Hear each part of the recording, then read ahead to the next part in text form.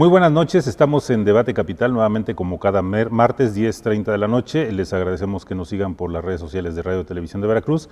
Y el día de hoy tenemos al doctor Sergio Telles Galván, él es director de Desarrollo Social del Ayuntamiento de Jalapa. Sergio Telles. Pues muy buenas tardes, David. Muchas gracias por... Y buenas tardes también al público. Gracias por estar aquí.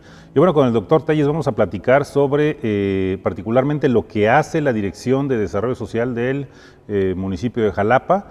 Esta dirección tiene 6 subdirecciones. En principio están los centros de gestión comunitaria, que hay 15. Vamos hacia el 16º centro de gestión comunitaria. También es una subdirección, también está la subdirección de juventud, la subdirección de salud, la subdirección de cultura, la subdirección de cultura física. ¿Y cuál es la otra que tenemos? Cultura.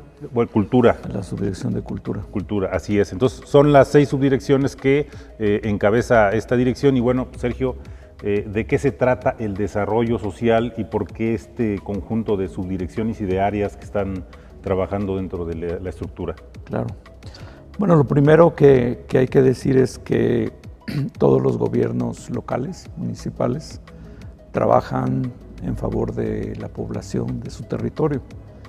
El término de desarrollo social es un término ya bastante antiguo que tiene la intención de poder diseñar políticas públicas en beneficio de la población en general, ¿no?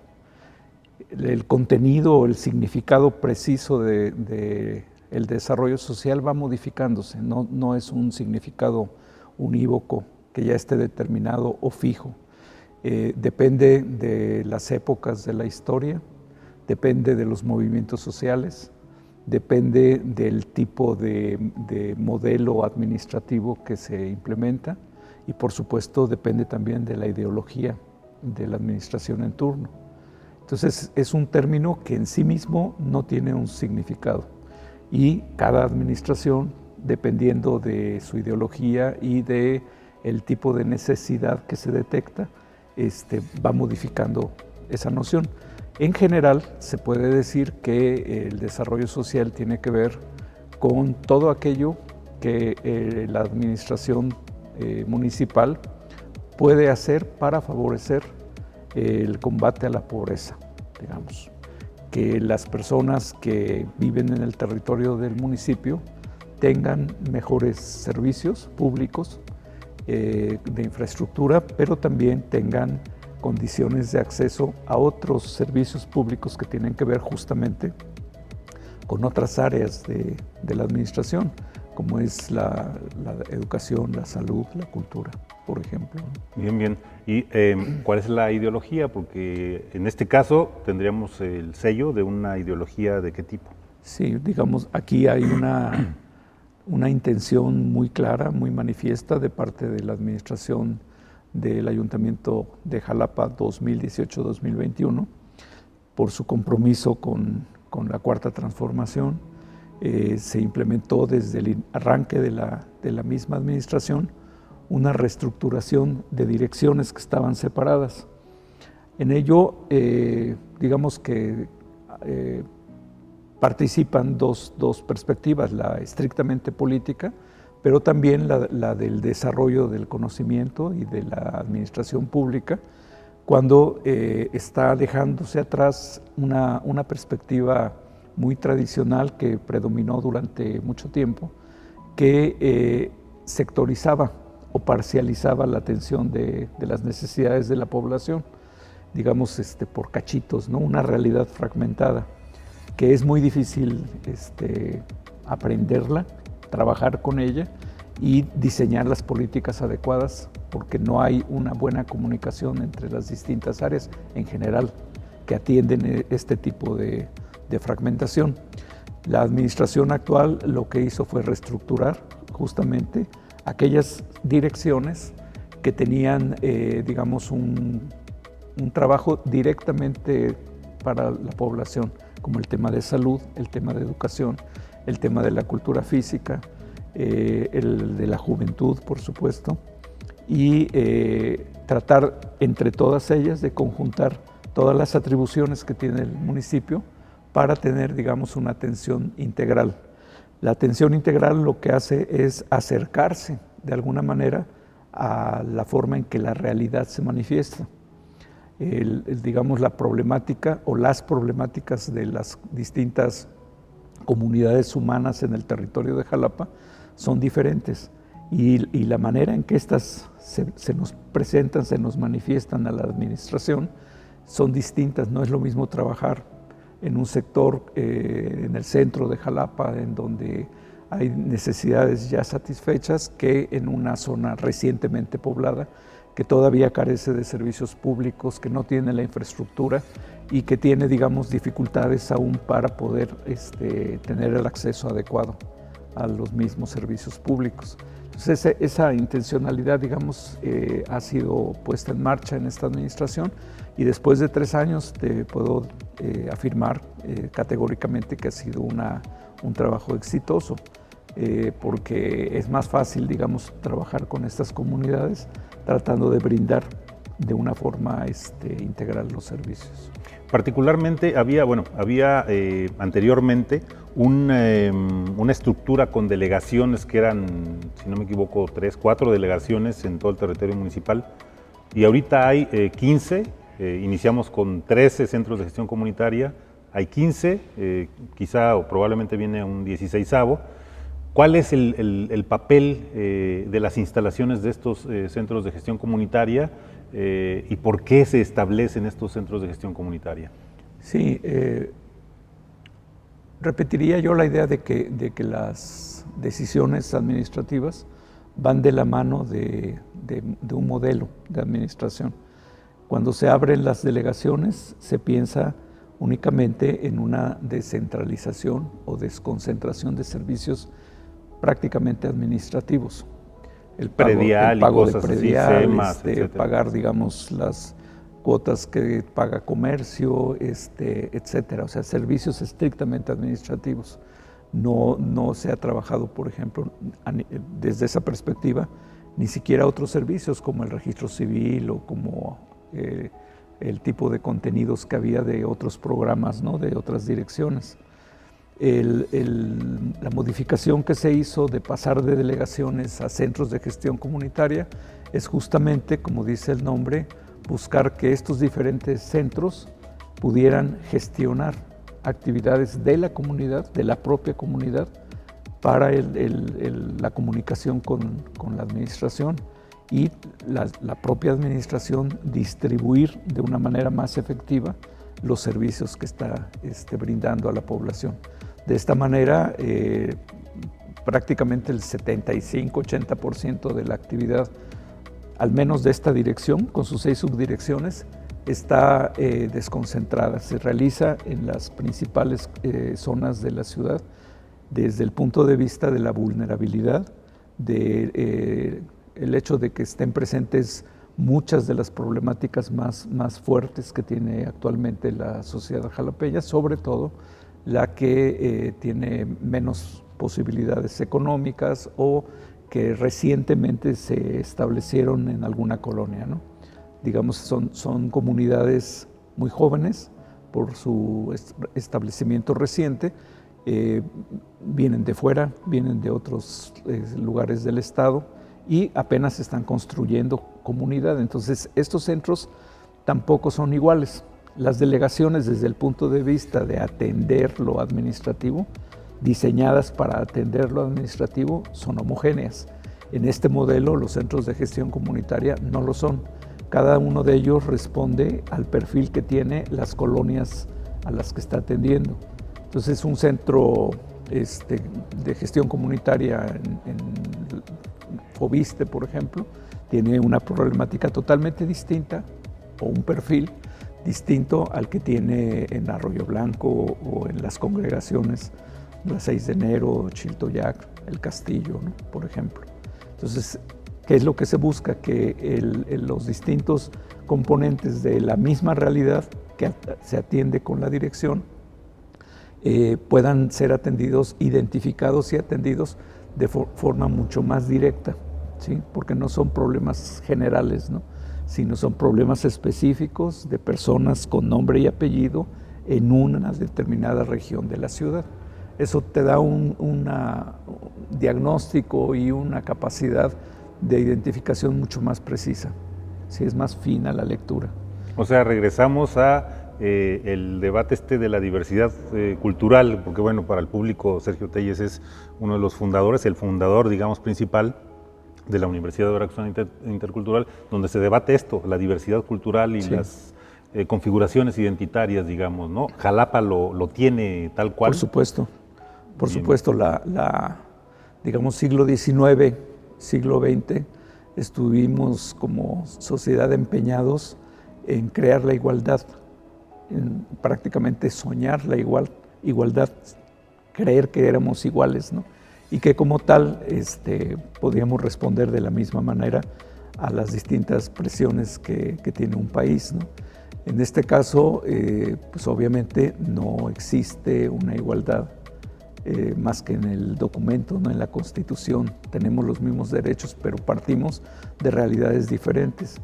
La diversidad se constituye de distintos puntos de vista, ¿no? O con distintos componentes. La cultural, la étnica, la lingüística, hasta la que tiene que ver, por ejemplo, con la sexualidad, con la perspectiva de género, etc. Todas las ciudades son diversas. Y señalaba yo hace rato, tenemos en Jalapa un gran porcentaje de población recientemente llegada que trae también su propia carga cultural, ¿no? Y sus distintas historias de vida. Por lo tanto, agregan mayor diversidad a la ciudad de Jalapa. Jalapa ha sido tradicionalmente un lugar que recibe población inmigrante y va enriqueciendo su acervo, digamos, su genética cultural a partir justamente de esos elementos que se van incorporando. Obviamente, al mismo tiempo, como lo vive el país, como lo vive el mundo en general, se van acumulando también fricciones, tensiones, que tienen que ver con otros aspectos económicos, por ejemplo, políticos, y que también agregan problemas. O sea, se exacerban esas tensiones y tenemos también un número mayor de problemáticas, como en cualquier capital del país, como en cualquier ciudad.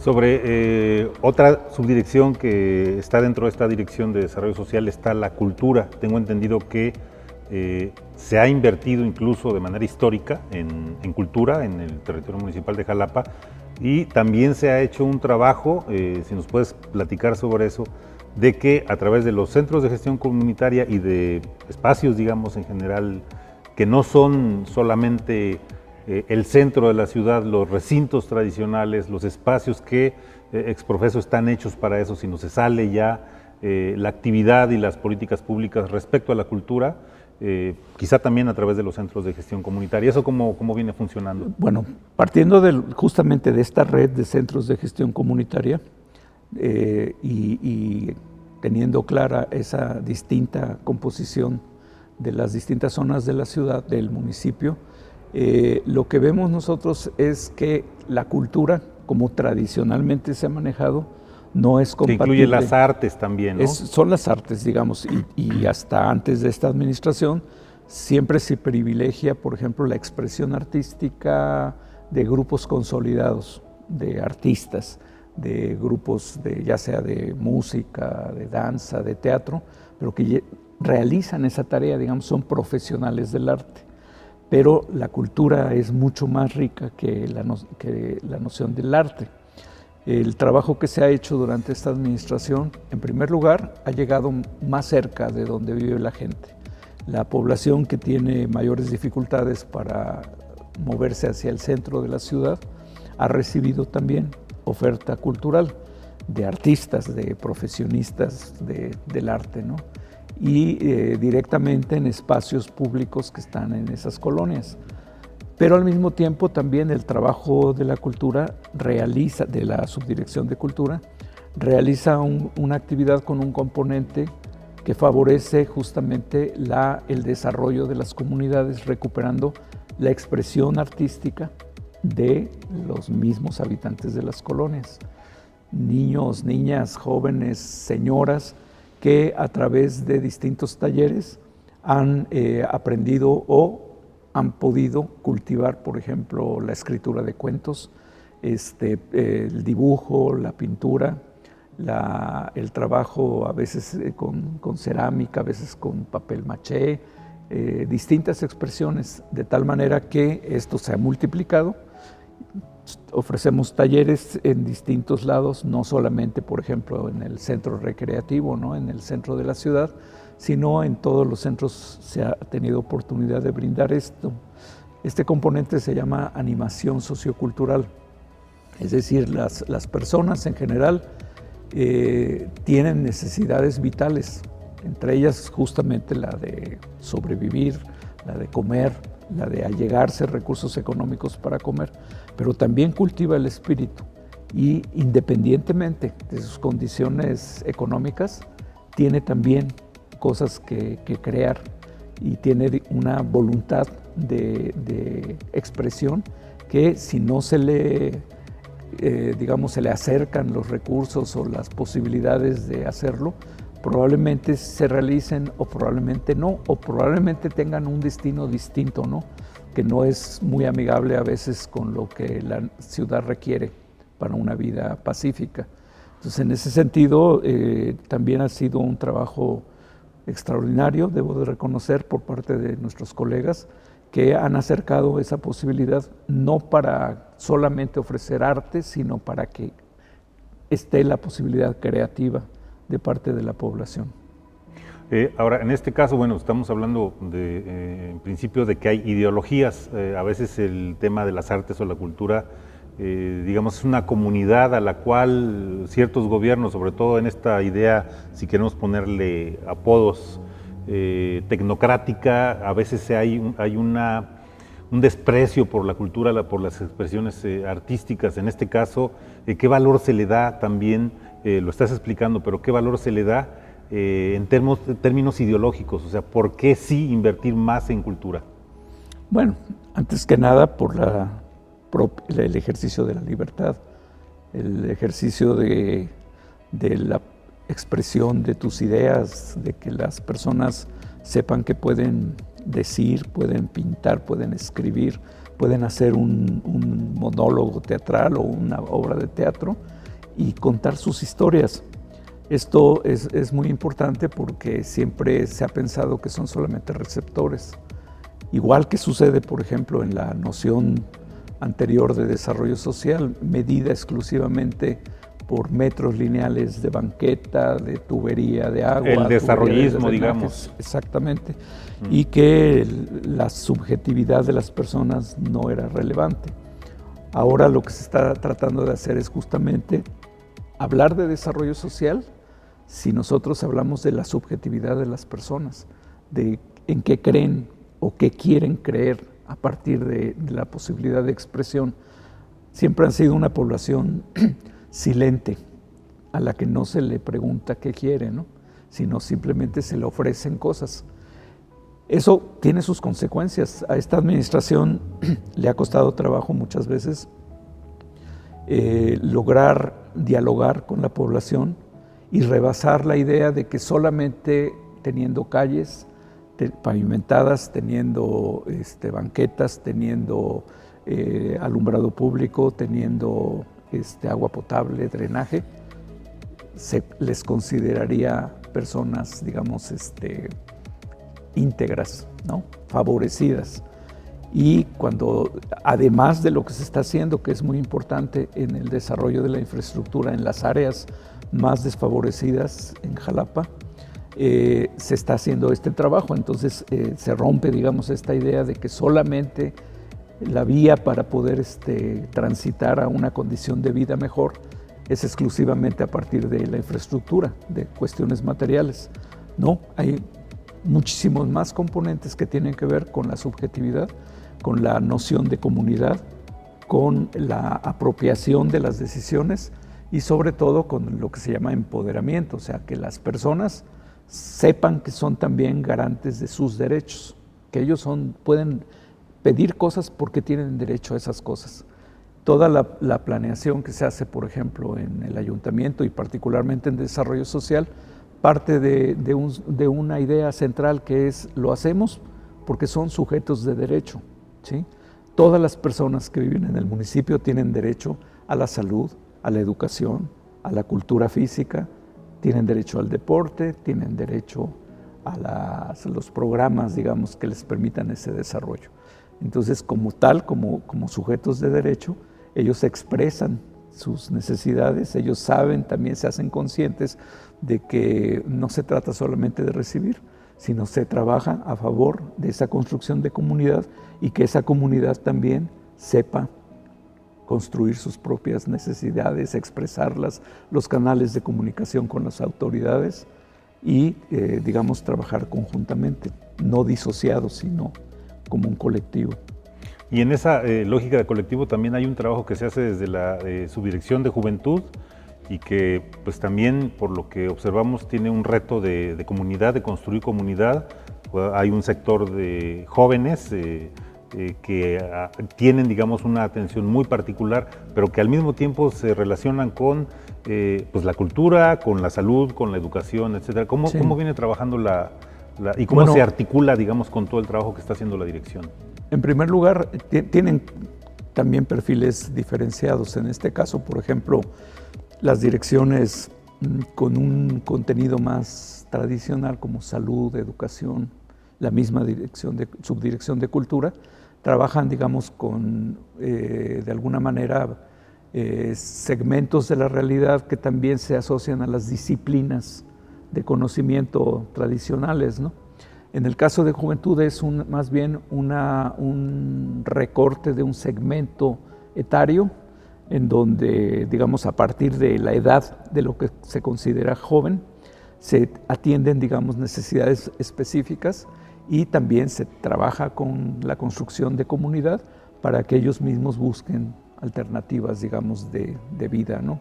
Primero deben de lograr, y es a lo que se aboca la Subdirección de Juventud, lograr el diálogo con los jóvenes, particularmente aquellas jóvenes y aquellos jóvenes que están un tanto al margen de los procesos institucionales, la escolarización, por ejemplo, o el mismo empleo, que, como sabemos, uno de los efectos de la tecnocracia ha sido a nivel mundial justamente la pauperización de la juventud y la ruptura de los procesos de movilidad social que fueron conocidos en los años 40 hasta los años 70, ¿no? A partir de los años 70 se ha venido reduciendo esa movilidad social y los más afectados son los jóvenes.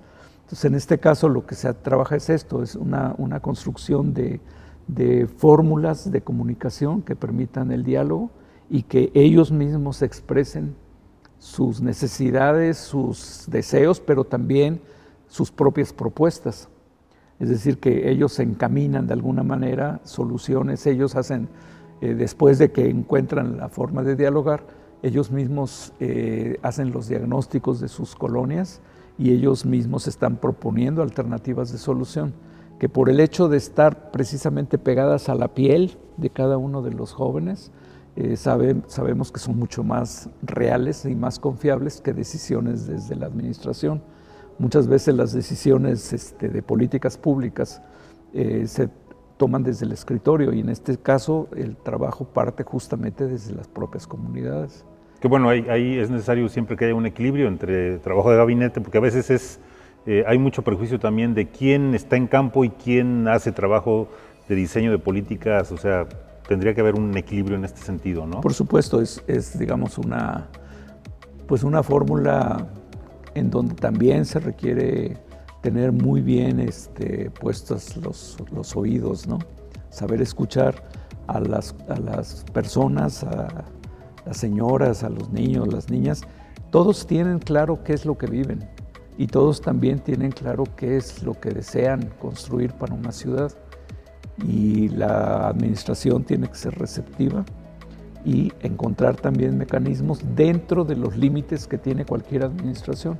Por ejemplo, los límites económicos. No hay un presupuesto que sea suficiente para todas las necesidades de esta y de cualquier ciudad, ¿no? Entonces, lo que se tiene que hacer es ir tomando decisiones en función de las propias condiciones que tiene la administración.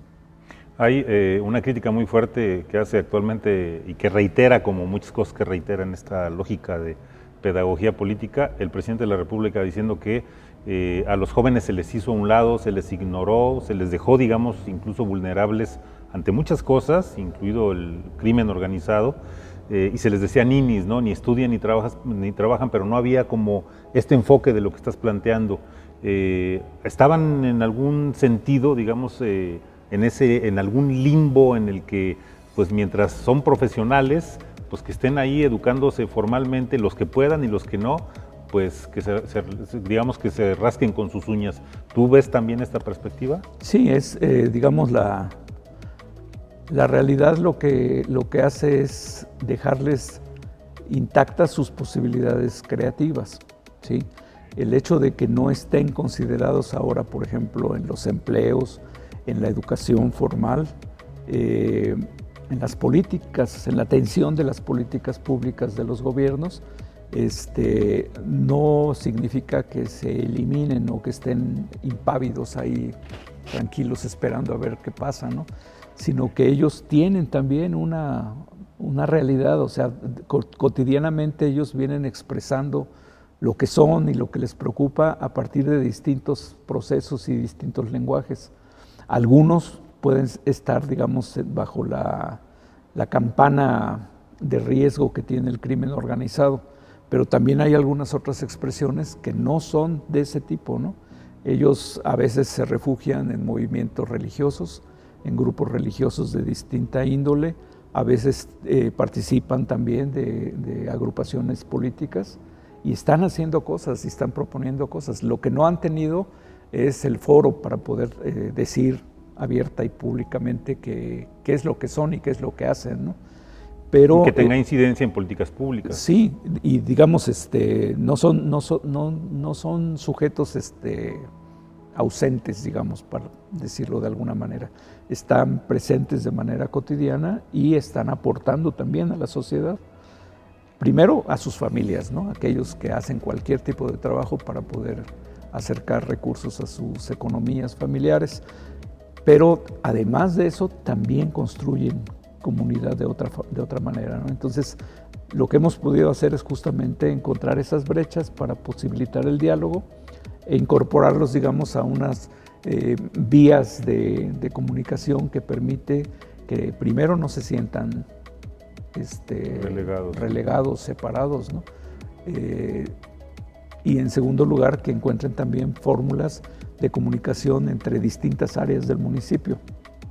Las problemáticas que viven son parecidas, son semejantes y no están solos. O sea, lo mismo que vive un joven, una chica en el Castillo, lo está viviendo alguien en Plan de Ayala, ¿no? Entonces han propiciado acercamientos, conversaciones, han realizado juntos murales, por ejemplo, han hecho también algún tipo de dramatizaciones, incluso narrativas, cuentos en donde ellos cuentan qué cosa es lo que viven y cómo lo van enfrentando, ¿no? Entonces, ahí están y están muchísimo más vigorosos de lo que nosotros suponemos. Bien, bien. Sergio, vamos a una pausa promocional y regresamos para seguir platicando pues, de las otras subdirecciones de la Dirección de Desarrollo Social. Y regresamos con ustedes.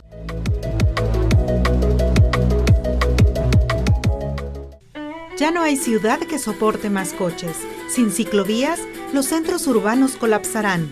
La bicicleta como medio de transporte democratiza y desahoga el espacio público, reduce accidentes viales, activa la economía local, cuida el medio ambiente, mejora la seguridad y la convivencia social, reduce la contaminación por ruido, activa físicamente, sana a la gente, ejercita, divierte. La bicicleta salva vidas. Las ciclovías emergentes permiten la sana distancia. Que el respeto nos mueva.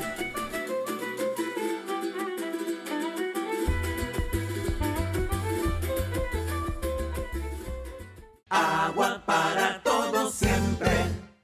Ayer me dijo un amigo que la ayuda por servicios ambientales no es voluntaria. Y le digo, voluntaria sí es, porque puedes decir que no ayudas y tan. Y me dice, pues yo creo que se paga mucho. Y le vuelvo a decir, pues ¿cuánto pagas de recibo? Y me dice, pues 100 varos. Entonces le digo, ahí tu ayuda es de 2 pesos. ¿Cuánto te gastas en un refresco de 2 litros? Pues más de 20 varos, le dije. Y aguas, le digo, porque si te das cuenta, estás aportando 1 pesito para conservación de bosques y 1 peso para rescate de ríos y cosecha de lluvia. Y con eso te quitas un gran peso de encima. Y para acabarla me dice, ¿y quién se queda con el cambio? Pues el cambio nos lo quedamos todos. Un cambio de mentalidad, donde autoridades y ciudadanos trabajemos juntos en favor del medio ambiente. Para tener agua para todos siempre.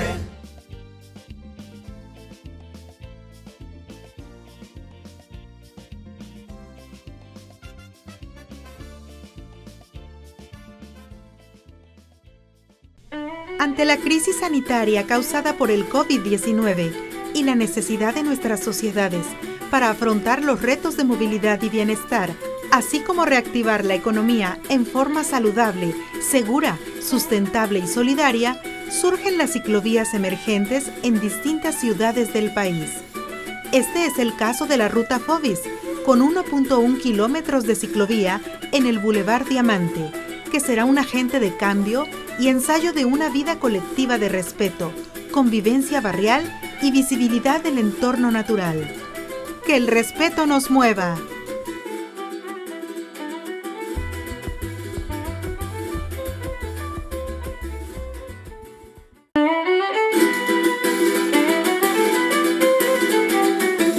Para moverme en bici me es un poco complicado. No hay una cultura todavía del conductor de carro hacia el ciclista para un respeto. Por eso creo que esta propuesta realmente de esta ciclovía que van a hacer va a beneficiar mucho. Por ejemplo, aquí hay secundarias, hay prepas. Aquí ahorita que hemos estado pasando, yo he visto fácil 5, 6, 7 ciclistas. Cuando yo venía de la casa de mi mamá, venía atrás de 8, ¿no? Creo que esta ciclovía emergente que va a llevar como nombre Ruta Fobis es importante aquí en esta colonia y finalmente en este punto, en este Boulevard Diamante, porque este Boulevard Diamante conecta con todas las colonias de Ayala, Olmeca, San Andrés Tlalnehuayocan. Creo que es una necesidad. Si este proyecto, que finalmente es un proyecto como piloto, es una prueba, ¿no? Llega a ser algo más grande y llega a crecer y se llega a expandir por toda Jalapa, que eso esperemos. Yo creo que eso nos va a beneficiar a todas las familias y nos va a dar una mejor calidad de vida. Esta ciclovía que va a llevar por nombre Ruta Fobis, finalmente nos va a beneficiar a todos. Y un mensaje para los jalapeños, atrévanse a usar la bici y van a ver que Jalapa va a tener una vida más saludable. La ciclovía va. Que el respeto nos mueva. ¿Cuándo volverán los días de aquellos tiempos de amor? Recuerdo que me decías.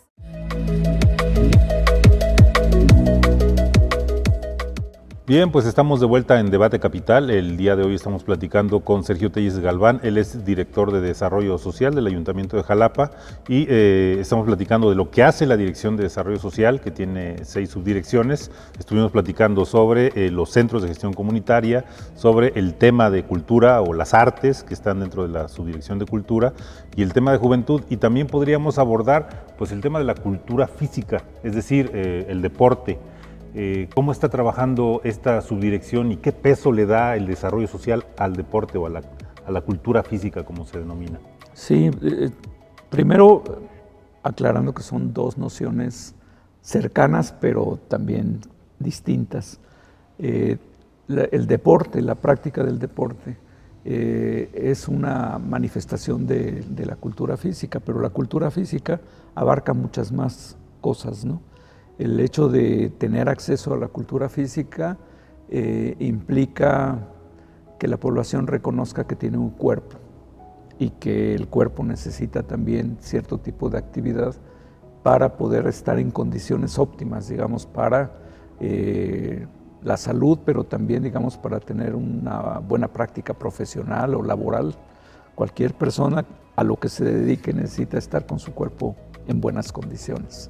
Entonces, la cultura física es una disciplina, una noción que existe desde hace mucho tiempo, prácticamente desde los griegos, de que el Estado tiene que hacer cosas para favorecer la tarea, digamos, del cuerpo, atender al cuerpo, tener movimiento, tener una disciplina con el cuerpo para tener esas condiciones óptimas, ¿no?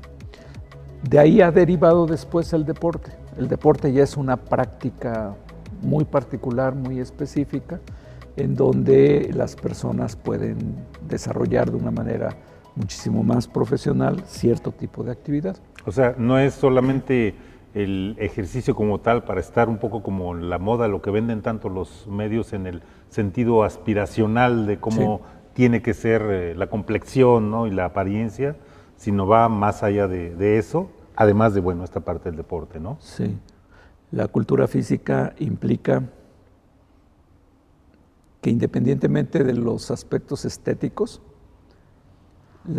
los elementos, digamos, de vida saludable exigen también que el cuerpo tenga actividad. Y hace rato hablábamos, por ejemplo, de la creatividad. La creatividad es un elemento esencial para la creación artística. Y se ha pensado que solo el artista profesional es el que conoce de arte, y no es así. El resto de la población también tiene creatividad y también puede cultivarla, ¿sí? Haciendo cierto tipo de tareas, de objetos, de narraciones, de fotografías, etcétera, ¿no? En el caso de la cultura física es lo mismo, o sea, la cultura física está accesible a todos y de una u otra manera la cultivamos, más tiempo o menos tiempo. Ahora, lo interesante es que el Estado tiene también la obligación de trabajar a favor de la cultura física de la población. En términos, en primer lugar, lo más importante es para tener una condición de vida saludable. Eso es importantísimo en este momento, en este contexto de la pandemia, porque se demuestra fehacientemente que a falta de actividad, mayor riesgo de adquirir, por ejemplo, el COVID-19. La obesidad o la hipertensión, lo que se llama también síndrome metabólico, por ejemplo, son síntomas de falta de trabajo con el cuerpo, de trabajo físico. Entonces, lo que se está propiciando en la Subdirección de Cultura Física es que las personas tengan actividad. Entonces, tienen un programa de activación física, que son ejercicios con música, con grupo de mujeres, señores, principalmente adultos, son los que se han acercado a estos grupos. Y que ha sido muy exitoso, ¿no? Claro, está en todas estas zonas de la ciudad de las que hemos hablado. Y ese es un programa, digamos, pero tiene también la Subdirección de Cultura Física un programa que llamamos Semilleros Deportivos, que favorece la introducción al deporte, principalmente orientado a niñas, niños, jóvenes, a distintas disciplinas deportivas. No buscamos, porque no es el propósito del ayuntamiento, digamos, formar deportistas profesionales. De alto rendimiento, profesionales. No, lo que se busca es que conozcan las disciplinas, que tengan las nociones generales, y si les llega a gustar, bueno, pues hay toda una infraestructura y grupos de trabajo, principalmente de gobierno del Estado y de la Federación, para trabajar el deporte, ya en sentido estricto. Entonces, tenemos un tercer programa que vale la pena también mencionar. Jalapa tiene un amplio territorio, ha habido un crecimiento anárquico de áreas del municipio que fueron invadidas o que fueron ejidos que se convierten posteriormente en territorios fraccionables y que no han dejado suficientes espacios para la realización de la actividad física. Algunos tienen áreas verdes, algunas unidades deportivas existen en el territorio, pero han sido realmente pocos, ¿no? Lo que se está haciendo también es un programa de recuperación de espacios deportivos que habían quedado, digamos, al margen de la administración. Se invirtió alguna vez en esos espacios y se quedaron olvidados. Entonces, poco a poco también la subdirección ha venido recuperándolos y les ha venido invirtiendo también en algunos para poder tener, digamos, condiciones mejores para la realización de las actividades tanto de cultura física como de los semilleros deportivos. ¿Y qué infraestructura en sentido de instalaciones tiene el ayuntamiento o el territorio municipal para que la población se acerque y tenga posibilidades también de participar o de usar este tipo de infraestructura? Hay por ejemplo, desde áreas verdes abiertas que no tienen en sí canchas específicas, hasta gimnasios, como por ejemplo el de Foviste, que es un gimnasio al que recientemente el ayuntamiento le hizo una inversión importante, dedicado principalmente al básquetbol y al voleibol, y que tiene ahora las condiciones para ser una cancha profesional y servir, digamos, para encuentros nacionales e internacionales de esas dos disciplinas. Hay otras áreas, como por ejemplo la Unidad Deportiva de la Lagunilla, a la que se le va a hacer una inversión también importante este año, y canchas en distintas áreas de la ciudad, ¿no? Desde pequeños campos para fútbol, básquetbol. Tenemos, por ejemplo, pronto la ciclovía, que también es una realización de esta administración, y todas ellas pues contribuyen a la práctica de la actividad física.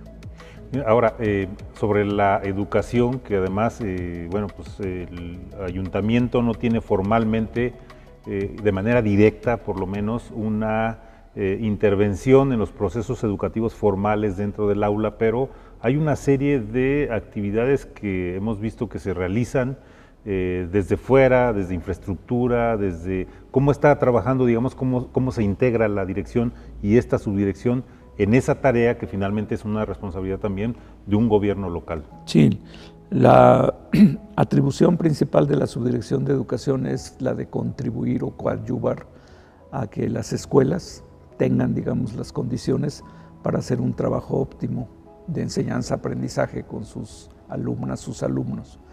De forma clara, por ejemplo, el ayuntamiento lo que hace es apoyar a las condiciones de la infraestructura educativa que hay en Jalapa.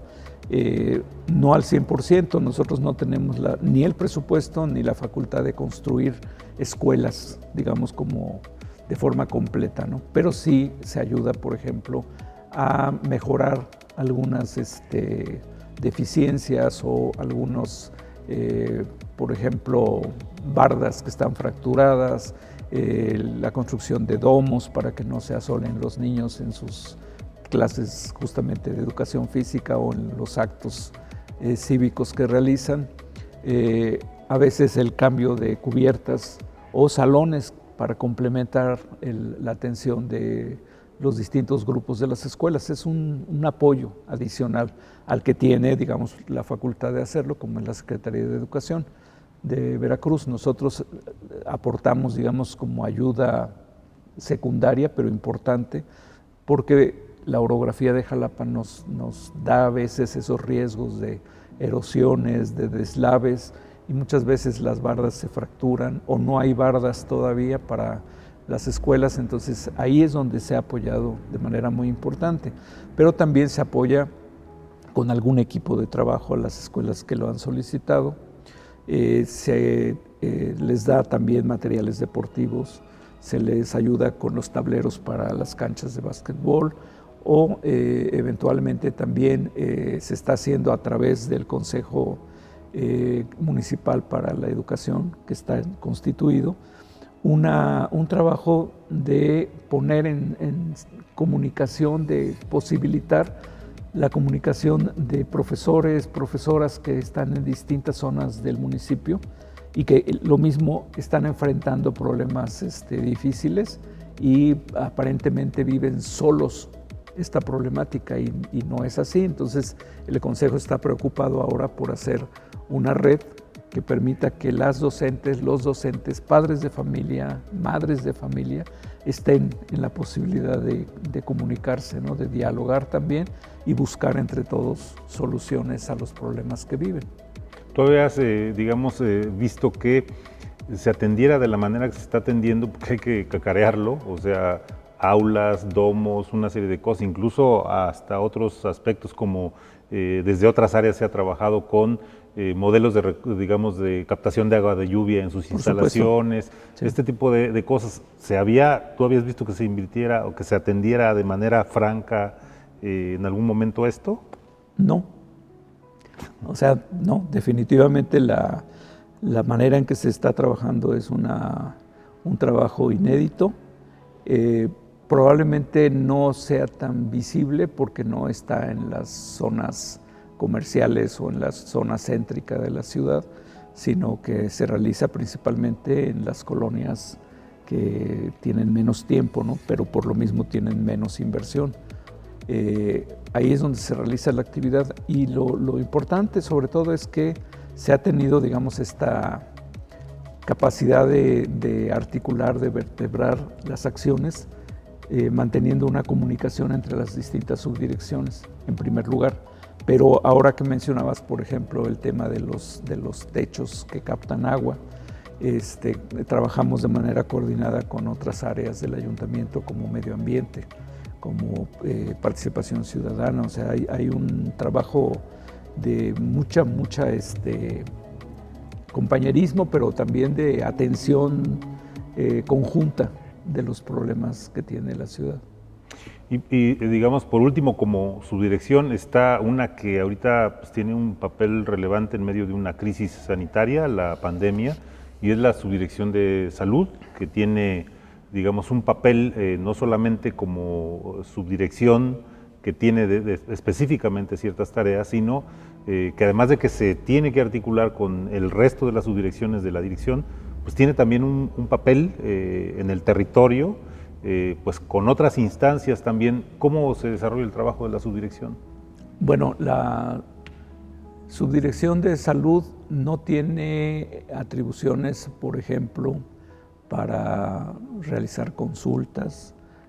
Equivalente a la educación, digamos. Expedir, ¿no? Recetas, atender enfermos, no va por ahí. El área de salud ha atendido fundamentalmente la promoción de pautas de vida que te mantengan en condiciones saludables. La promoción de programas de distinto tipo que trabajan, digamos, la prevención de enfermedades que pueden surgir, como el hecho del dengue recientemente o actualmente con el tema del COVID-19. Lo que hace es promocionar todas las maneras que podemos hacer, todas las actividades, acciones que podemos realizar para evitar contagios, ¿no? También hace actividades que tienen que ver, por ejemplo, con la regulación de los espacios comerciales de la ciudad, que tengan las condiciones de higiene, por ejemplo, los restaurantes, que no estén en condiciones sin control, sin que se garantice que la producción de los alimentos sea higiénica. Ellos también realizan esa actividad. Adicionalmente, trabajan supervisando los mercados públicos, que también mantengan condiciones saludables para la población. Y tiene dos unidades adicionales, que es la unidad del rastro, que, digamos, le interesa mucho a la administración que la producción de cárnicos, en el caso del rastro que administra el municipio, garantice que se esté haciendo en las condiciones adecuadas, respetando las normas que marca la Secretaría de Salud a nivel federal. Para eso también se ha hecho una inversión muy importante en el rastro para que tenga esas condiciones mucho mejores que cuando entró la administración. Y la otra unidad es la unidad de salud animal. Es, digamos, en los últimos 20 años que se ha despertado conciencia en el manejo y atención de las mascotas, ¿no? De los animales que tenemos en casa y sobre todo de los animales que ya no tienen casa y que andan en la calle, ¿no? Entonces, distintos grupos sociales del territorio han estado presionando a los gobiernos desde hace 20 años para que la administración pública también atienda este tipo de fenómeno. Y la unidad fue creada justamente para eso y está actualmente pues garantizando temas como la atención de perros abandonados que se atropellan en la ciudad. Ellos se encargan de recogerlos. Tenemos la capacidad también para hacer las esterilizaciones de gatos y perros, o en este caso de las hembras también, y evitar pues que tengan, digamos, una reproducción sin control, ¿no? Entonces, han tenido también una inversión muy importante en salud animal. Estaba hace algún tiempo viendo leyendo una investigación que hablaba de que además es un trabajo que hicieron varias universidades del mundo, en donde se decía que hay en el planeta alrededor de 1.000 millones de perros, particularmente perros, hay aparte gatos, etcétera, pero de perros se decía eso, y que una cuarta parte, solamente una cuarta parte de esos 1.000 millones tenían dueño, el resto no. Entonces aquí hay un trabajo fundamental que se tiene que hacer sobre esterilización, y tengo entendido que hay un quirófano ambulante. Sí, es un tráiler, digamos, una caja que se adquirió el año pasado, y que sobre todo en el año pasado realizó ya un recorrido por muchas áreas del territorio municipal haciendo estos trabajos de esterilización. Tiene 4 mesas quirúrgicas para atender simultáneamente estas tareas, ¿no?, de esterilización. Que es una parte, digamos, que le corresponde también digamos, eso sí, sería para estos animales que dices que están digamos, la atención es en la calle, a las personas que se preocupan por los animales y a los animales, porque también tienen derechos a la atención pública. Lo importante que hay que destacar es, digamos, que todas estas tareas que tiene el área de salud son también atendidas desde la Dirección de Desarrollo Social, porque la población tiene derecho a la salud. Eso es lo que los unifica, digamos. Hace rato hablábamos de eso, de por qué se trabaja en educación, en esto, etcétera. Se trabaja con todo el ramillete, digamos, de derechos a los que tiene la población. La población no puede resolver problemas de manera separada, ¿no? La idea es integrar los servicios y que la persona tenga acceso a todos estos servicios públicos como una vía para tener, digamos, una vida mejor en términos generales, ¿no? Una vida más satisfactoria, que se acerque, como dice nuestro presidente, a su propia felicidad. Es decir, la felicidad no depende única y exclusivamente del dinero. De lo material. Sí, o de lo material, sino que depende de estas posibilidades que en conjunto le brindan a las personas vías, caminos para acceder a esa condición de vida más amable, ¿no?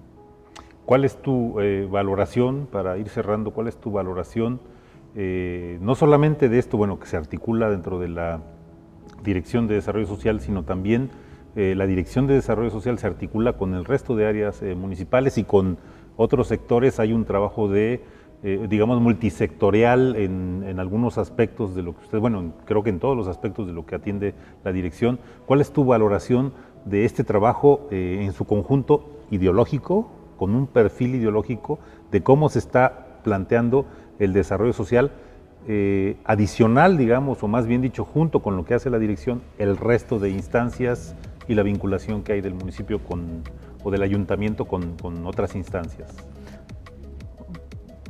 En términos generales, yo puedo afirmar que ha habido entusiasmo, colaboración y una buena comunicación entre las distintas áreas. No obstante, si vale la pena también ser autocrítico, nos falta encontrar, digamos, fórmulas que nos permitan mayor integralidad. Esto se logra un poco, lo que estoy comentando de desarrollo social, porque estamos juntos, ¿no? Y hemos estado en un proceso constante de diálogo, ¿no?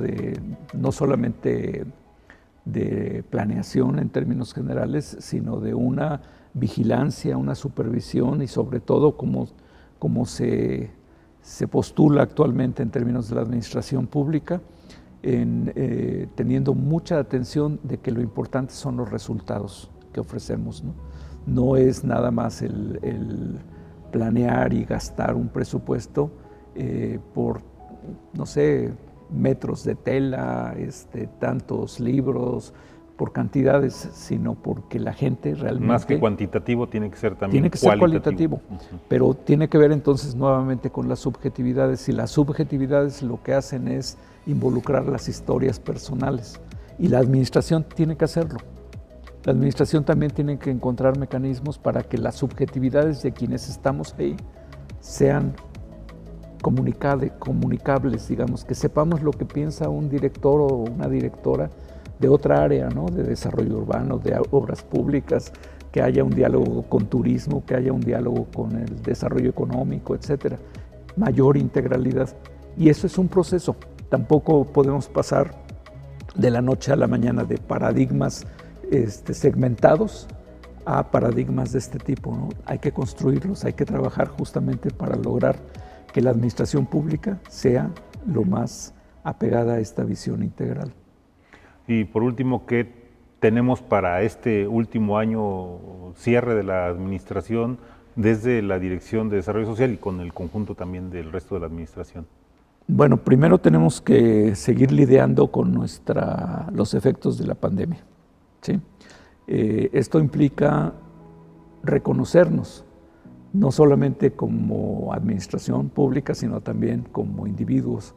Nos cambiaron las jugadas, ¿no? El tablero donde jugamos, donde somos piezas, es otro, ¿no? Entonces, lo primero que tenemos que hacer es saber interpretar esta nueva realidad. En segundo lugar, también tenemos que consolidar tareas.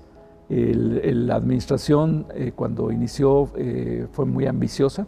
Abrimos muchas brechas, muchas líneas de trabajo, y actualmente este año lo que tenemos que hacer es consolidar las tareas que iniciamos. La pandemia lo que hizo fue interrumpir el trabajo con los colectivos, con los grupos con los que ya teníamos trabajo presencial. Lo tuvimos que sustituir en buena medida por trabajo mediado por medios electrónicos, nuevas tecnologías. Afortunadamente siguen estando con nosotros en esas redes sociales, con esos videos, con YouTube, etcétera, pero también estamos haciendo otros mecanismos para seguir manteniendo comunicación con los grupos que ya teníamos consolidados. Vamos a cerrar, digamos, ya de forma específica muchos de esos trabajos. Y lo más importante es que hay que insistir en la idea de que hay cuestiones fundamentales que atender, independientemente de que tengamos vocaciones diferenciadas como salud, educación, cultura física. Todos estamos trabajando ahora con 4 ejes transversales, que son, en primer lugar, derechos humanos. Desde el principio, el Plan de Desarrollo Municipal nos lo indica, o sea, tenemos que trabajar a favor de los derechos humanos de la población, y esto implica que los conozcan, pero también implica que el servidor público sepa que tiene la obligación de respetarlos. En buena medida, el servidor público hace tareas sin recordar que tiene obligación de hacerlo por los derechos humanos. Los derechos no nada más es que la gente tenga derechos, el gobierno asumirse también como sujeto de derecho y tener perfectamente claro que el servidor público está obligado a atenderlos. Además de los derechos humanos, la perspectiva de género. El confinamiento sabemos que provocó también violencia familiar, y la problemática que hemos tenido se exacerbó, y las agresiones hacia las mujeres también se han incrementado. Entonces, lo que estamos haciendo es, en cualquiera de nuestras actividades, hablamos también acerca de la perspectiva de género. Trabajamos con niñas, con niños, con mujeres, jóvenes, adultos, y hablamos también de la perspectiva y de cómo remediar, por ejemplo, cuestiones que tienen que ver con las masculinidades, o sea, con el principal, digamos, generador de violencia, que es el machismo. Entonces se está trabajando también para, primero, reconocerlo como fenómeno. Que afortunadamente se está discutiendo mucho en la actualidad. Se está haciendo mucho, el Instituto de la Mujer está haciendo mucho trabajo en ese sentido, y trabajamos de manera conjunta en juventud, en educación, en cultura. Los temas de cultura en los grupos artísticos hablan también de la perspectiva de género.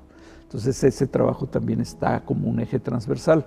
Y hay 2 adicionales, el de la vida saludable que insisto, a partir del año pasado, lo que vivimos con la pandemia, el gobierno federal instrumentó un programa de diseño curricular y ahora forma parte ya desde preescolar hasta preparatoria. Hay una materia, digamos, que se llama vida saludable. Nosotros también estamos trabajando el tema de vida saludable con las actividades de salud, pero también desde las demás áreas, haciendo trabajo a favor de una alimentación sana, del consumo de productos orgánicos, de productos de la región y para evitar, digamos, seguir comiendo cosas que están procesadas y que perjudican mucho al organismo y que actualmente se está demostrando que nos lleva al síndrome metabólico, a la obesidad, a la hipertensión y una condición otros males, ¿no? Entonces, adversa para... Y nos deja claro, en condiciones perfectas para que el virus nos perjudique, a veces hasta la muerte, ¿no? Entonces es importantísimo trabajar esa línea, ¿no?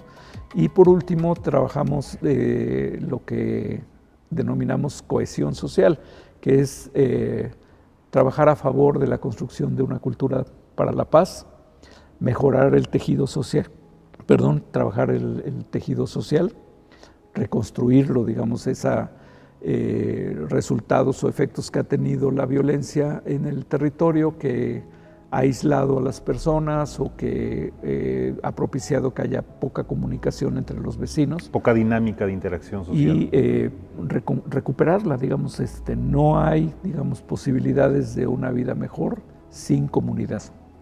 Pues yo creo que el desarrollo social es, digamos, parte de esa resiliencia que tanto se habla de ella, que necesitamos para ir sanando, ir digamos, restaurando nuestro bienestar, si podríamos decirlo así, ¿no? Así es. Bueno, pues Sergio Telles Galván, te agradecemos mucho la presencia en Debate Capital. Al contrario, un saludo a todo nuestro público y gracias, David. Muchísimas gracias. Bueno, pues les agradecemos. Les recordamos que los martes 10:30 de la noche estamos por las redes sociales de Radio y Televisión de Veracruz y por esta ocasión nos despedimos. Que tengan ustedes muy buenas noches.